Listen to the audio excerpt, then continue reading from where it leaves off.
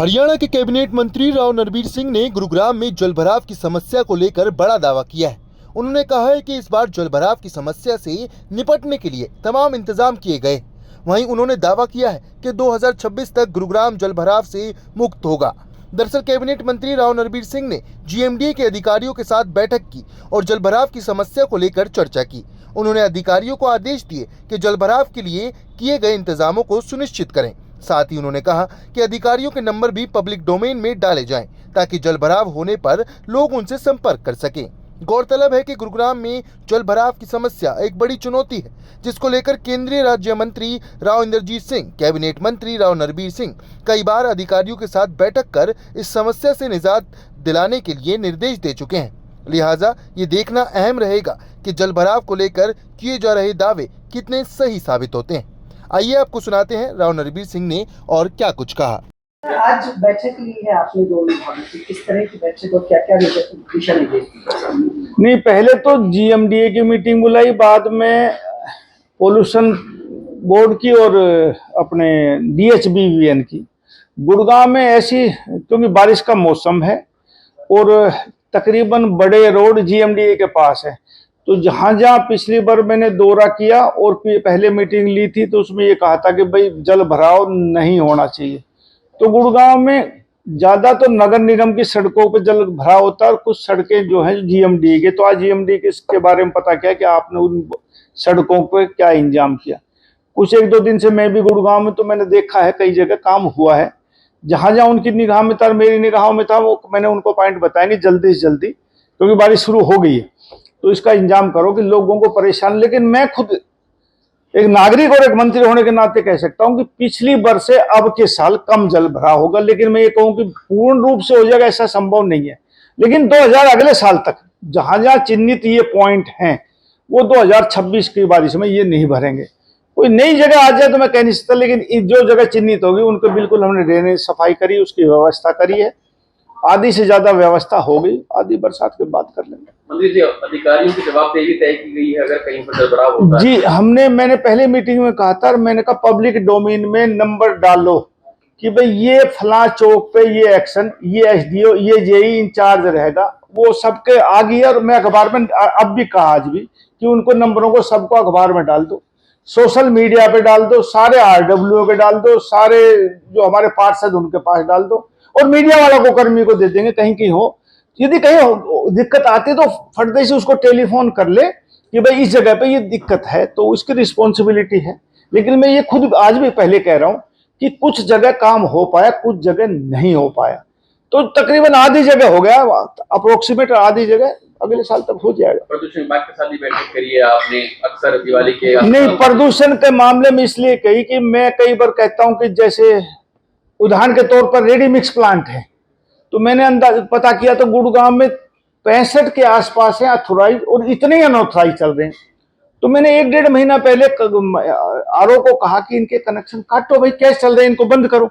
तो ये एक लाल सा धागा बांध जाता है कि हमने क्लोज कर दिया इसको। रिपोर्ट आ जाती है कि साहब मैं बंद करिए, लेकिन बंद नहीं होते मौके पे। तो मैंने कहा इसका तरीका क्या है? इनने कहा जी हम तो बंद कर देते हैं, बिजली बोर्ड वाला कनेक्शन नहीं काटता, हमारे तो छोटा सा वो धागा पर्ची होती है, मशीन लगा तोड़ देते हैं सब।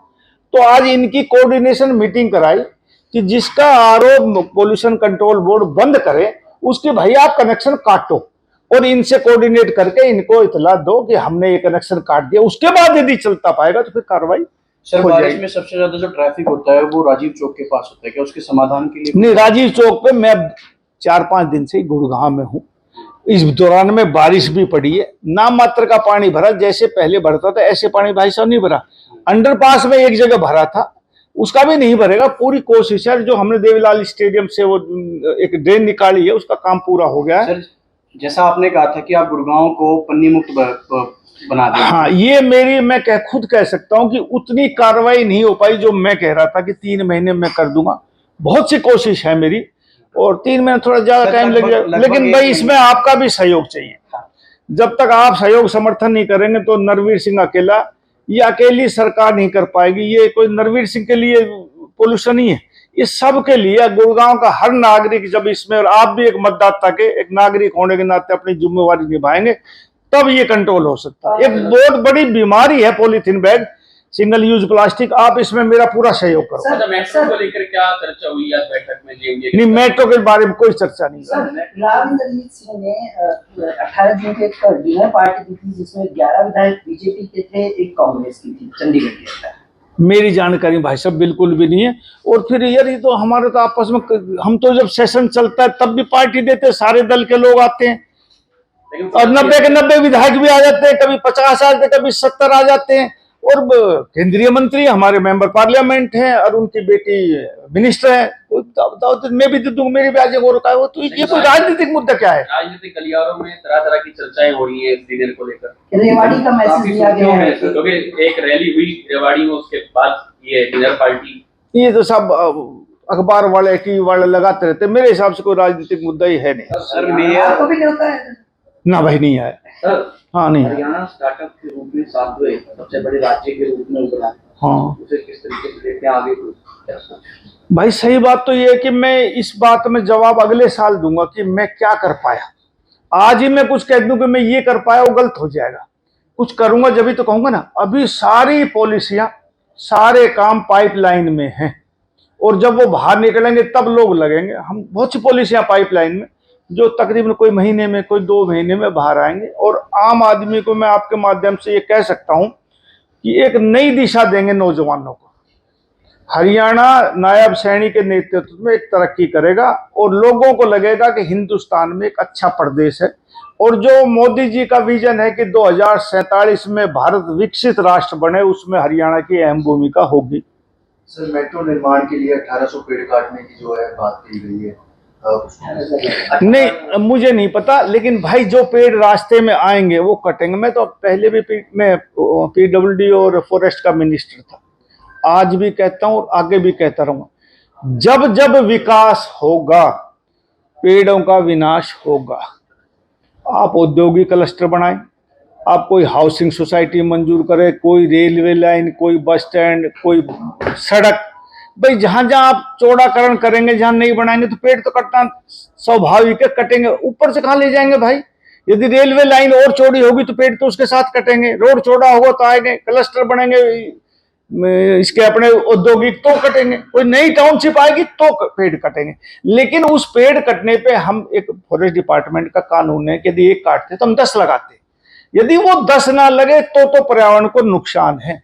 वरना भाई जहां जहां जरूरत पड़ेगी, अब हम रेलवे लाइन लेके जाएंगे मेट्रो, तो भाई मेट्रो कहां से लेके जाऊं मैं? मेरे को वो भी कहां से लेके जाएगा? साइड में लेके जाएगा, सर्कल के बीच में लेके जाएगा, हर जगह सड़क के बीच में से ले जा नहीं सकते, साइड में से लेके जाएंगे। साइड में पेड़ खड़े हैं तो वो कटना स्वाभाविक है। सर, सिर्फ बारिश ही नहीं, आम दिनों में भी बिलासपुर जो कि गुड़गांव का हिस्सा है, जी, उसका कुछ ज्यादा ही बुरा हाल रहता है। नहीं, बिलासपुर का बहुत सालों से, अब मेरे ख्याल से उसका टेंडर हो गया।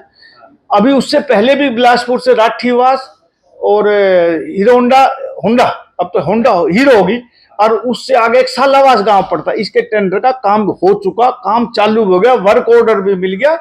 और अभी मानेसर का फ्लाईओवर जो अपना क्या NSG तक जाएगा और बिलासपुर का काम बहुत जल्दी शुरू हो रहा है। मंत्री जी, सिविल हॉस्पिटल को लेकर के बता दीजिए, आपने कहा था बाद में बताऊंगा, प्रेस कॉन्फ्रेंस हुई थी कोई, उसमें मैंने कहा था ना बाद में बताऊंगा, तो फिर बाद में बताऊंगा। सर, पीने के पानी को लेके हाँ, ये पूछो सवाल।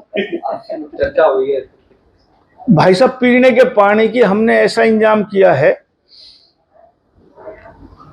कि तकरीबन इस बजट में 3000 करोड़ रुपए हमने डलवाए हैं हरियाणा स्टेट के बजट में।